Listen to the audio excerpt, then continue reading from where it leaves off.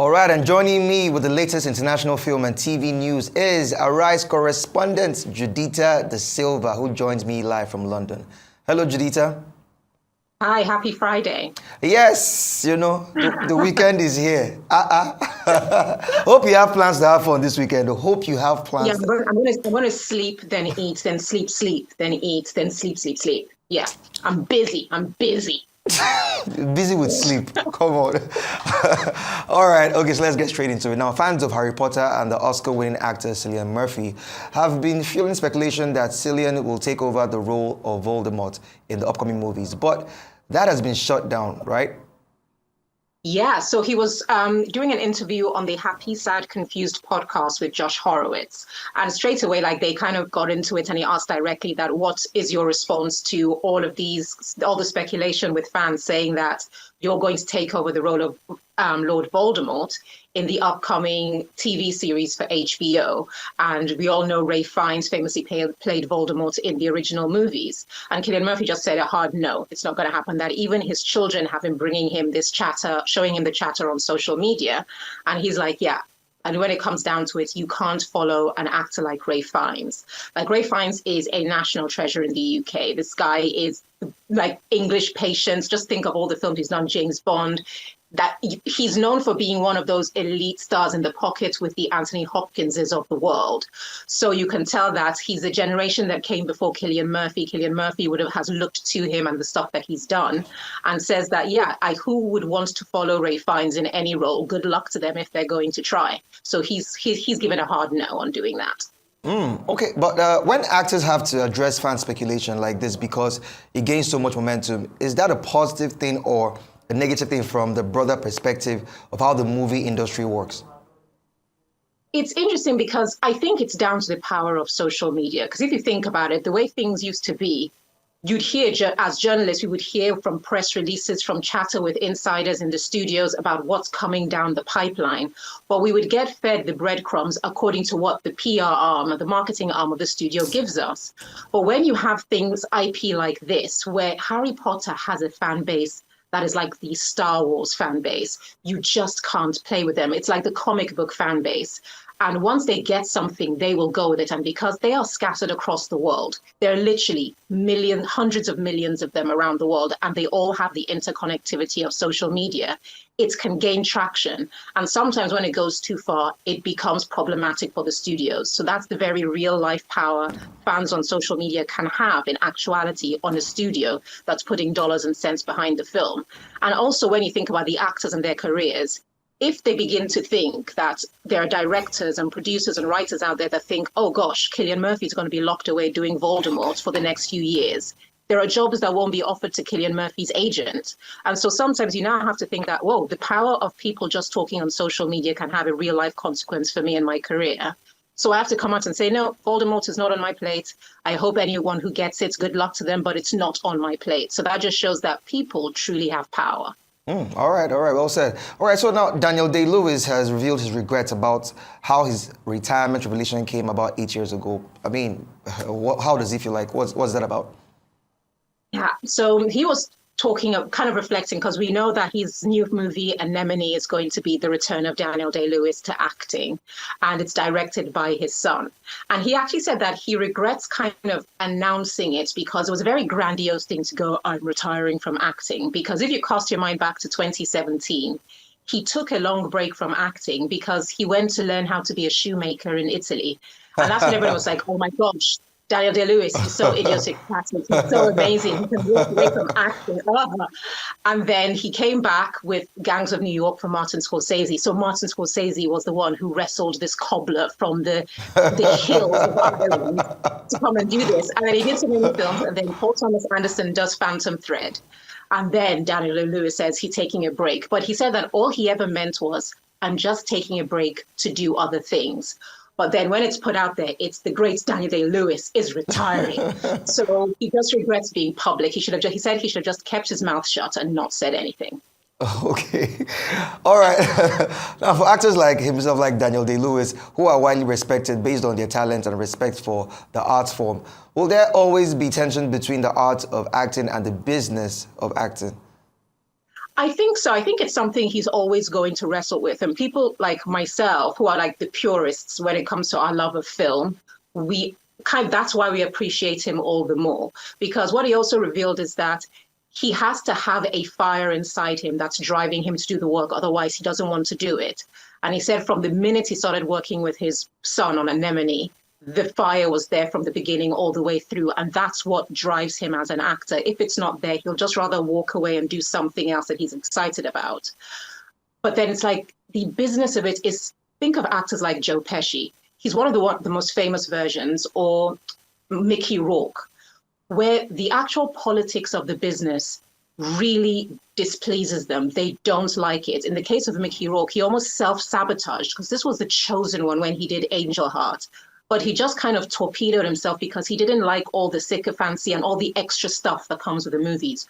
Joe Pesci will not associate with Hollywood in any way. Martin Scorsese and Robert De Niro begged him to do The Irishman. He did it, but he did not do press. He doesn't want to do promo. Just leave me alone. I want to be in my house. He hates that. Daniel Day-Lewis is another one. I just want to act. All the extra stuff I don't want to do. But unfortunately, it's the movie business. Business comes with the art. So you have to constantly deal with that dichotomy of who you are and how you do what you do. Okay, but just before I go to the next story, now, what if his, should I say, his venture into shoemaking was successful? Yeah. Probably just imagine like he sort of hit it big. Do you feel he would have still come back to the movies? Because I feel like he might have just maybe followed another That's the thing route. that fascinates me. Yeah? Let's talk about this. The thing is, if he started making like, I don't know, Jimmy Choo level shoes, Exactly. I guarantee you, Daniel Day-Lewis would not make money off it. He's that kind of person. He probably is like, I want to learn how to make shoes to just appreciate feet. He's that kind of person. So he could make the most beautiful shoes in the world. He will not make it any commercial viable business. He just wants to enjoy the art, because I guarantee if somebody saw his shoes and put it on, I don't know, Rodeo Drive, or put it on Oxford Circus, he'd quit making shoes and start threading baskets or something. That's Daniel Day-Lewis, and that's why we love him. So he'll do it for fun. All right. Yeah. All right. So now, director and co-head of DC Studios, James Gunn, has revealed some plot teasers about what we can expect next from his reboot of the Superman franchise. Tell us more. Okay, so it started about a week ago. James Gunn put a post on social media where he said, "Man of Tomorrow, July 9, 2027. And then comic book fans went doolally. It was like, oh my God, what's going to happen? And so it's then a week later, he then was on Howard Stern's radio show on Sirius XM. And he said that the plan for this sequel to the Superman film that we have this summer is going to be Man of Tomorrow. And he posted a old picture from the comic books of Lex Luthor and Superman, and you can see Lex Luthor in his war suit, which is like an exoskeleton he builds, if you know the comics, to level the playing field when he battles against Superman from Krypton. But he says in this film, it's going to be a kind of tale of Lex Luthor and Superman having to join forces to fight a greater threat. And so people should kind of run away, let their imaginations run away with that. So that's what he teased is in his mind for Corin Sweat and also Nicholas Hoult, who plays Lex Luthor, come the next film. Okay, now, before I ask my next question, now, like for the character Superman, this current Superman, that is David, if I'm not mistaken. Yeah. Do you feel he embodies the character Superman? Like, I feel like Henry Cavill did a good job being Superman that... Well, like when they brought David Corin Sweat, if I'm not mistaken, as Superman, I was like, I don't know. Can he do it the way Henry handled the character? What are your thoughts on this current Superman and Henry playing Superman? Okay, see, like people are going to fight me because, listen, the DC fan base is problematic. But I'm going to be honest. Yeah. I prefer David Corin Sweat to Henry Cavill. Because how? There's something about, I'm telling you, no, listen, let me break it down. Because Corin Sweat has the look. And if you've seen the other stuff he's done, I think it was a Ryan Murphy series called Hollywood.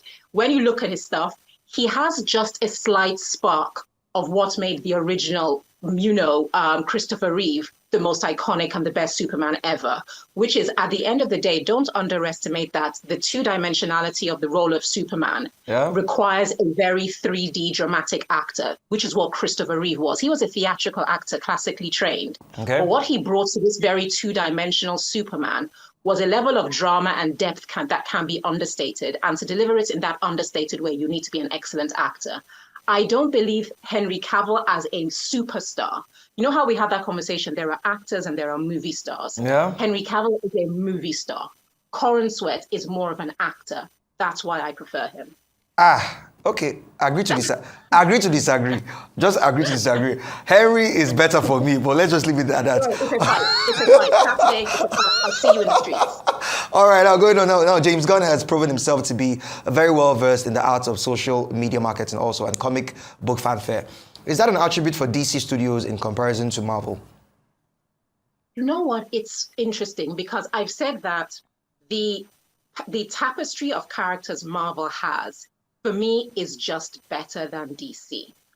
But what they have is that magic. Exactly. But what they have in DC is just the magic of Batman and the Clown Prince of Crime. Nothing can compare to them. I think those are two of the greatest characters in superhero folklore.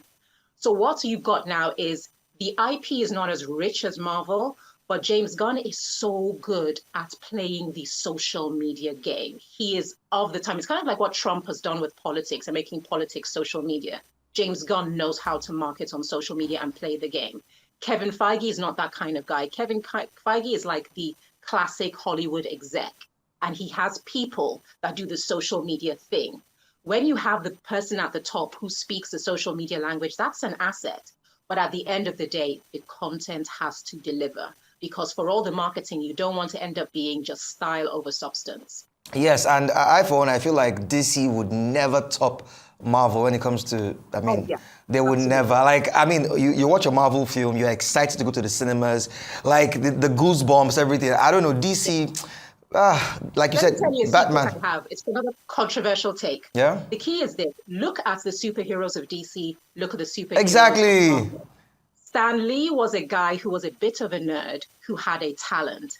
Every single one of the Marvel characters is someone who is flawed, someone who is overlooked, who becomes remarkable. Mm-hmm. What is DC? Just perfect white people. Wonder Man, Wonder Woman, Aquaman, Superman, Bruce Wayne. It's just perfect white people. Exactly. That depth is lacking. Therefore, you don't have the ability for Black people like us to connect. Mm-hmm. Whereas we can connect with Peter Parker. He's the dweeb. Yeah. We can connect with anyone who feels like you're the underdog because we know that in the West. Mm-hmm. That's the difference. God bless you. Thank you so much. Thank you for, having this chat. And have a great weekend. Please go outside. Go outside.